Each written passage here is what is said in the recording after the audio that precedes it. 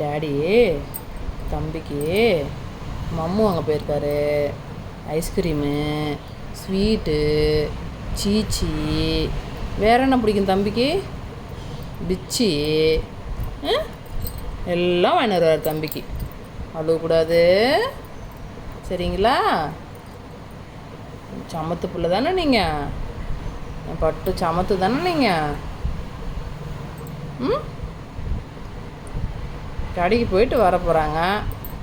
இதுக்கு எதுக்கு இப்படி அழுவுறீங்க? பட்டுக்குட்டி, தங்க பிள்ளை, அழகு பிள்ளைடது. சரி மம்மி போய் வேலை பார்க்குறேன். கம்முன்னு சமத்தான் படுத்துங்கணும் சரியாம்மா?